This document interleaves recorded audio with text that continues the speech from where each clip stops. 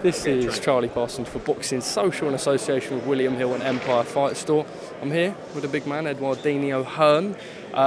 Look, mate, come on. I've been tagged in your... I've had more messages than I've ever had from the Esquire shoot. I know you didn't want me there, you didn't want me ripping into you. I actually forgot about it. The photos have come out. Yeah. Edwards. Firstly, let's just put this into perspective. Eduardinho, we've seen your Esquire shoot from New York in the US Esquire magazine. Okay, you know. Big up Laura. Yeah, big up our PR team and Laura, and you know, ultimately there's levels to this. Yes, I've done my GQ shoots, now I've done Esquire in the US. You know, I mean, Parsons, you can mock, but when you reach anywhere near those kind of levels, and you know, I'm saying Esquire, I think for you it's more TK Maxx, but I think I've got something to ask you. I saw a post from you saying, oh, nice little needed refresh, back to work. I mean, you don't even follow me on Twitter, so how have you seen that? How with your lifestyle do you ever need a refresh? I mean, one, you hardly do any work. Two, your arrogance and your ego is absolutely off the charts at the moment. I would say within your industry, you are head and shoulders the most hated man right now on your circuit, right? And I'm just putting it out there. You're a friend of mine. I class you as a friend. I want to let you know about little bits and pieces that little people from different outlets are saying to me about Parsons. Every time I mention your name, it's the same facial expression and same virtual hand signs, which is something like this. Fucking wanker. That's it. So, anyway, next question. Thanks, Eddie. It's all right. You turned that around really well. So you wanted to give me stick about my Esquire shoot, and I've just completely ended you. Well, I was actually going to show through, but I'm not going to do it now. We'll do that tomorrow. We'll do that. Check out my Instagram or check out Esquire US, and you will see me on the streets of New York modelling. Thank you. Cullen Pacheco. Was there ever any doubt in your mind that this card may not go ahead? Do you know what? We've sold a lot of tickets, and each individual fighter has sold a lot of tickets. So obviously Johnny Fisher, Paddy Lacey, Aqib Fiaz, Campbell Hatton, Peter McGrail. So we're going to have close to 5,000 in there on Saturday night, even with Callum Smith off the bill. So I think it's a really good card. The same way some people said, oh, it was an easy fight for Callum Smith, didn't rate it in the first place. It comes off the card and people say, oh, can't believe the card's going ahead. It's a good card. There's some good fights, and looking forward to a big night. Big night for Diego Pacheco. In my opinion, one of the best prospects in world boxing. 17-0, ready to headline shortly in America as well. Going to be headlining over here. Big fight for Robbie Davis Jr. against Dara Foley. Vicky Wilkinson against Rand Dixon for the Commonwealth title. Peter McGrail, in my opinion, one of the best prospects in world boxing. Tough fight over 10 rounds. The Romford Bull, Johnny Fisher. Paddy Lacey's got a good fight. Aqib Fiaz against Dean Dodger. I love it. George Liddard. Ilbosh. You are on the ball today, Edward, especially after absolutely violating my life. Conor Benn, Piers Morgan interview. Yeah. What did you make of it first?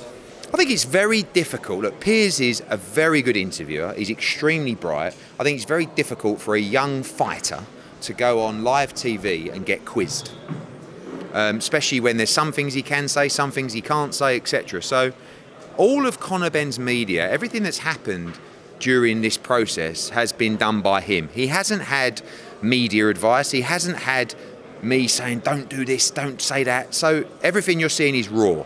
I don't think he's done a lot of things very well. I think he's spoken from the heart. I think there's more things that he needs to get across, and there's some of those around the testing, which none of them make sense. He's still getting accused that his excuse is eggs, which it never was. And I've come up with the thought now to say, I'm done talking about it. And I'll answer your questions, but at the end of the day, Conor Benn's next fight will be announced very soon. It will take place in June, and it will be absolutely massive. And I can't wait to announce the fight, because then it's been 6 months, every single day. Have you ever seen a fighter fail a drugs test and the whole boxing world, fighters, broadcasters, outlets, talking about it every day, tweeting about it every day? There are so many agendas across this, and I'm not saying we shouldn't be talking about it.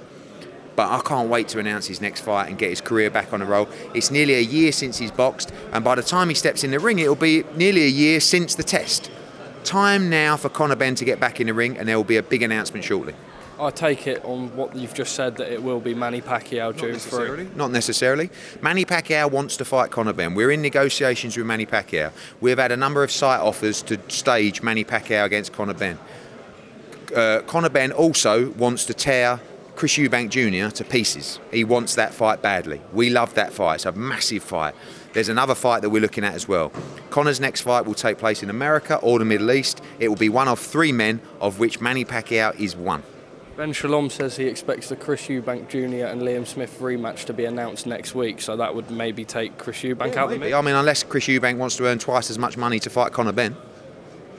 I mean, he just got ironed out by Liam Smith. If he thinks he can beat Conor Benn for double the money, you'd think he'd take that. But no catch weight, nothing like that. It's £160. Let them go at it. Let them settle their differences. You said there were 3 names. Are you able to give me? It's an American. Misconduct charges, obviously that's one of the reasons that he's got his lawsuit with the British Boxing Board of Control. Obviously we know what they are now and he's not happy with the treatment of it all, but where are we at with this all legal? How long did this sort of thing take to unfold? That was the whole reason that he gave up his licence, because he was charged, I think it was close to £100,000 in fine for misconduct charges that had nothing to do with an investigation into the failed tests. So he felt like, what chance have I got? You're going to do me for nearly 100 grand for something that makes no sense at all. We need to look. Conor Benn's going to have his legal case going on with the board. When you talk about sharing the document, he's not going to share a document with the British Boxing Board of Control when he's suing them. I want everybody to come together and try and find a way that the board can be happy with their position to let Conor Benn fight in the UK. It's very important to me as a British promoter that Conor Benn fights in this country. But at the moment, he is obviously taking these things very personal, and so have the board. Everyone's got to grow up, act in the right way and get on with it. Conor's fight in June will not be in the UK, but we hope that in the future he can fight in the UK, and we'll be speaking to the British Boxing Board of Control and trying to mediate into this messy process. Just lastly on this topic, I suppose sort of a couple of things he said. One, he put out a tweet saying he won't be doing any more interviews on this topic. He's not spoke to any of the boxing media as per se. Is that the right decision? Also, in terms of what you were just saying then, how can he go and fight without the clarity? I mean, British Boxing Board of Control, okay, it's not going to be in the UK, but Conor said he doesn't want to fight in the UK. So when you say grow up, do you feel like Conor needs to sort of take that decision? Yeah, both of them. The board have, in my opinion, are acting on ego, and so is Conor Benn. So I want to bring them together and try and find a way. There is clarity. He's not banned by anybody. He's been cleared by the WBC. He can get a licence in many different jurisdictions. It's time to fight. When he talks about I'm not doing any more interviews, it's not I'll never talk about it again. It's I'm about to announce my fight. You know, what he's not going to do is spend his entire life answering interviews when he's focusing on the biggest fight of his career. So hopefully we can come together, but in the meantime, stand by for a big Conor Benn announcement. Lastly, Fury-Usyk. The Fury camp have turned down a 60-40 offer to the winner. More and more doubts now creeping in that we may not see this fight. Just your take on the whole thing. When are you going to learn? When are you going to learn? Are you surprised? No, it's all about money. It's nothing to do with legacy. You know, I mean, Fury's turned down tens of millions of pounds for this fight. Let me tell you one thing now. Anthony Joshua boxed Oleksandr Usyk twice. No questions asked. Everyone said to him, oh, he's your mandatory. Swerve Oleksandr Usyk. No, I want to be undisputed. Fight. Contract, negotiations with Alex Krasuk, who are so easy to work with. Boom, signed. He loses. Everyone says, don't fight Usyk again, it's a nightmare. AJ, stick me in with him again. Negotiations, little bit, mainly contractual. Boom, done. If 2 people want the fight happens. Yes, Tyson Fury is the bigger name. He's the bigger draw. People want to back that up. Yet when we gave Tyson Fury the opportunity to fight Anthony Joshua, we were in the wrong. When Fury lost to Deontay Wilder and he wasn't the champion, sorry, when he drew with Deontay Wilder and he wasn't champion, we offered him 60-40 to fight AJ for the Unified World Heavyweight Championship. He said, I'll only take 50-50. At the end of the day, if you want legacy, if you want undisputed, sometimes you have to give a little. But Tyson Fury's not prepared to give a little because he knows how tough a fight this is. And if he's just a middleweight, and if he's just an easy fight, and if it's just a chance to become undisputed and probably make 50 or 60 million, why not? So all I'm saying is April the 1st, O2 Arena, the return of Anthony Joshua, Jermaine Franklin, never ducked anyone, fought Usyk twice back to back, fighter after fighter after fighter, no bullshit, no lies on social media. get behind him, get ready for a massive night and the return of Anthony Joshua. Really cheekily, AJ Fury, if AJ gets through Jermaine Franklin, is that now back on the cards of the Usyk fight? You know why? Because Tyson Fury wants as much money as possible. And the Usyk fight is not that big compared to Fury against AJ. That is a massive fight. We're ready to go into that fight now. I've told George Warren, we'll make that fight now. I don't think we're going to get Usyk Fury. Maybe we do. But you guys need to wake up and smell the roses. Cheers. Thanks, Ed.